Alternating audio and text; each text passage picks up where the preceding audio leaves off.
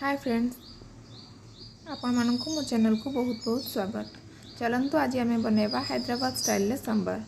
किछि डाली नहीं जाइए आ किछि वेजिटेबल नहीं जाइए। आपन पाखरे जहाँ भी वेजिटेबल थिबो मिक्स वेजिटेबल नहीं जिवे।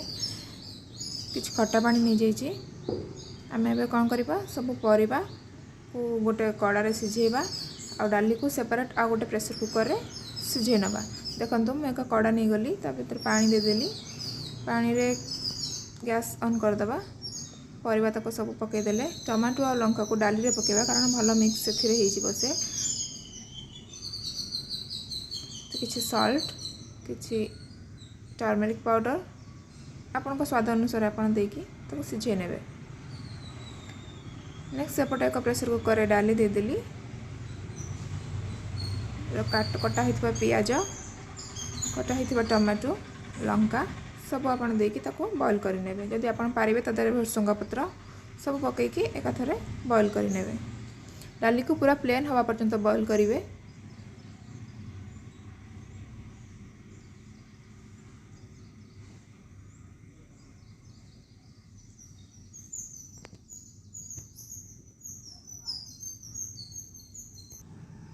एबे किछि समय हो गलानी। एबे मोर डाली सीटी दे सारलानी सिझी सारलानी।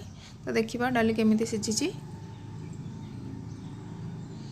डाली को पूरा प्लेन करी सिझेबे। देखंतु एपरि भाबरे डाली पूरा जमिति प्लेन हिजवा दरकार ताको भल से घोरी नेबे। देखिबा हम परिबा केमिति कोन सिझिची।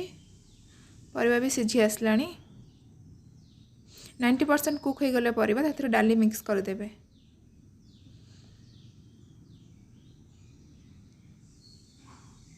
डाली रे आपन अनुसार आपन पानी देबे कारण बेसी बहलिया आकार रखिबेनी। टिके पानी पानी करिवे। पानी पानी हेबा दरकार। कंसिस्टेंसी पूरा पतला कंसिस्टेंसी। तांका सांबर तो आपन हैदराबाद रे देखि थिबे सांबर। जदि न देखि थिबे सांबर एक्चुअली पतला ही बहुत कंसिस्टेंसी बहुत पतला है थाए। किछि अदा मिक्स कर देबे। सांबर पाउडर मु एठी एमटीआर सांबर पाउडर यूज करछि। आपन पाखरे जे कोनोसी सांबर पाउडर थिबो आपन यूज करि परिबे।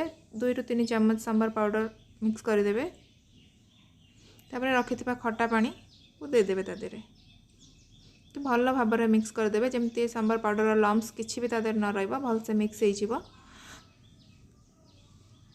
तापर किछि समय पय ताको फुटिबा को छाड़ देबे। 5 रु 10 मिनिट तो छाड़ी देबे भल से बॉईल हे जिवो। जे द्वारा कि सांबर पाउडर खट्टा पानी जहाँ भी थिबो सब भल से मिक्स हे जिवो।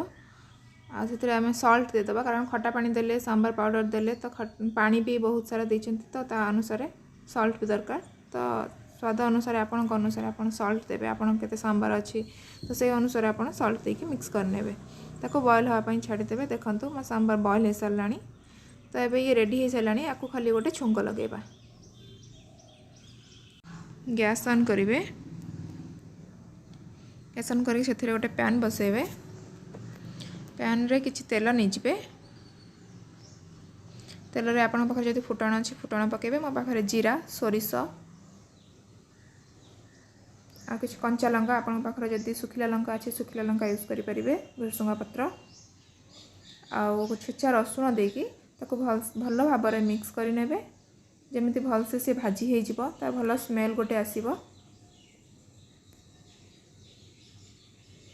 तापरे ताको आमे गैस रा फ्लेम को ऑफ करिकी सांबर रे छुंक दे दबा।